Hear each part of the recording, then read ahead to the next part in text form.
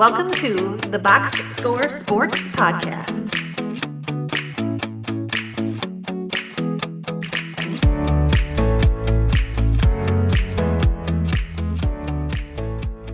Best to worst. So we'll start with the Bills.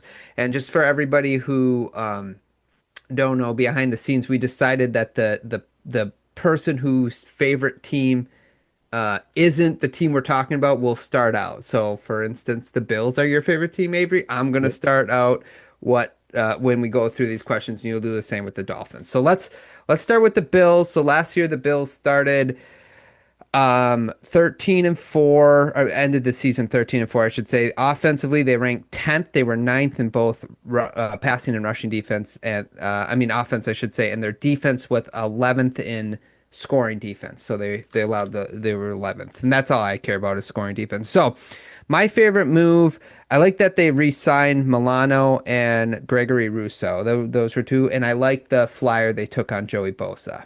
Last year they were 21st in pressure rate among defensive linemen. So like Joey Bosa could help with that, especially if he ends up being sort of like a specialty pass rusher where you bring him out mainly on third downs. I think that could help. They were 11th in sacks, so they weren't like dying to get sacks, but I think any amount of pressure will help. So those were my favorite moves that the Bills made. Yeah, I totally like it too. I think getting these guys on their second contracts from the rookies they drafted in the last 3, 4 years was one of those things. They signed Christian Benford to an extension. He might be one of the best corners in the NFL. Nobody knows who he is. But I think that's one of my things too, is just signing those guys, getting them on contracts, and they're team-friendly contracts too. And then I really like taking the flyer on Joey Bosa as well. Yeah, just 1 year deal. Anything else you liked or were hit those They points on? really took all of their draft picks on the defensive side.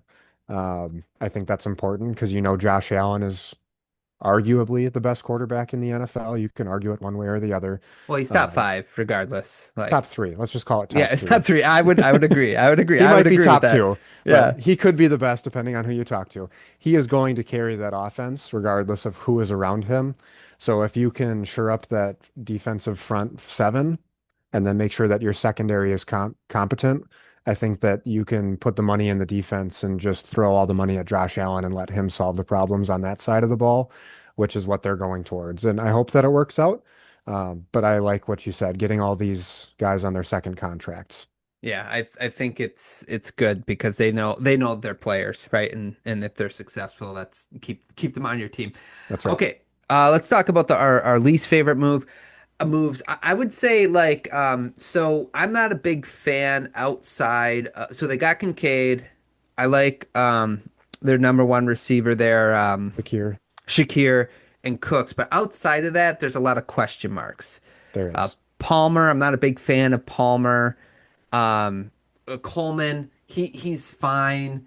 Like, but I really kind of wish, they have a lot of chances like Elijah Moore and Curtis Samuel, but there's not like a a really good number two. So it's like my problem is if Shakir goes down, they're gonna start if nobody like steps up, if there's not one or two guys that will step up, it could get slim fast. And I Yeah. just feel like they just needed one more weapon. But what I think the reason why they didn't worry so much about it is what you kind of hit on is Josh Allen will probably make it work because it's Josh Allen. Yeah, for sure. And I think knowing that their offensive line stayed the same from last year to this year for the most part, like they have good protection up front. Josh Allen can either buy time to get his receivers open or extend the play and run the ball. That doesn't mean that you couldn't use another guy. I think Right. last year they knew that when they traded for Amari Cooper and brought him in. They knew that they needed somebody else to extend the ball or run routes properly. This year, you're kind of relying on your rookies or people that are drafted a year or two ago. Your Kincaid, your Keon Coleman. You're relying on those guys to be next level players. Yeah. Yeah, exactly. So it's not like the worst thing because again, Josh, it's like when you don't get like Aaron Rodgers or Patrick Mahomes or these guys like, they have one guy, no, it's like they figure it out. So it's not the worst thing, but that was like one thing I was like, I wish they would address that. What was your least favorite move? I think that's it. Just not adding something else, but I don't really know what more you could add from the free agent pool. Right. I'm not saying I dislike the Josh Palmer signing. I think he's adequate, but just not being able to go out and get like a number one or number two guy, which you're putting all your money in defense. I can't blame you for that. Yeah, yeah, correct. Okay, let's look at our green flag going into the season. My green flag is obviously in the division. You have the best quarterback coach combination right now, so that's always going to be a green flag for me in any division. But I actually put like James Cook in the offensive line.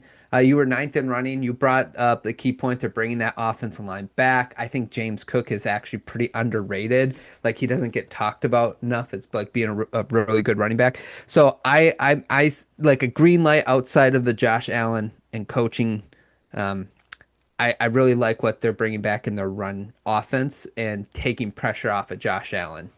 Yeah, I totally agree. That's not what I put down, but it's hard to argue with that. I think if you're a casual fan of football or somebody who really loves the game of football and studies the all 22, the biggest thing the Bills have is Josh Allen. Yeah, yeah, yeah, 100%. And by the way, the offensive line only allowed, I think, 14 sacks last Yeah. year. Yep. So, and that's partly Josh Allen too, because he's impossible to take down. But the offensive line is good as well. Was that your green flag then, Josh Allen? Basically, yeah, Yes. Yep. yeah, and that's fair. Okay, red flag. We kind of talked about it. I put secondary and weapons. So those are my two red flags going into the season. If you can fix the front seven, that can. Uh, Take away the back end, what the weaknesses in the back end, because then you get to the quarterback quicker, which I think they kind of did, but it's still the question. There are questions with the secondary and then the weapons, which we already talked about, which is that they, outside of Shakir, they didn't really address another wide receiver that I personally would be comfortable with or I'm excited about. Yeah. What I put down is just like the defense. Can they hold in the playoffs? Can that Mm, defensive line get to the quarterback? But I think the biggest part of that secondary is the safety position. yeah. We drafted a guy, Cole Bishop, last year, and he's just not on an NFL level yet. And then he's beside DeMar Hamlin.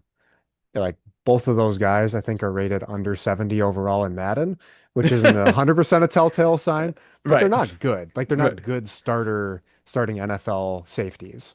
And so can that defensive line that you put all this money into, can they get to the quarterback before it falls onto the safeties to protect the ball? Yeah, yeah, no, That's tough. that's a great point. And the only other red flag that I would put is just the conference you guys are in, because like you said, Super Bowl is the goal for the Bills. And if you were in the NFC, I think Josh Allen would been in the Super Bowl multiple times, Yep. but you got to go through Burrow, Mahomes, Lamar Jackson, and those teams. And I just think that's always going to be a red flag for the Bills or the Bengals or the Ravens, Yes, is that you 100%. you got to go through that gauntlet of great quarterbacks.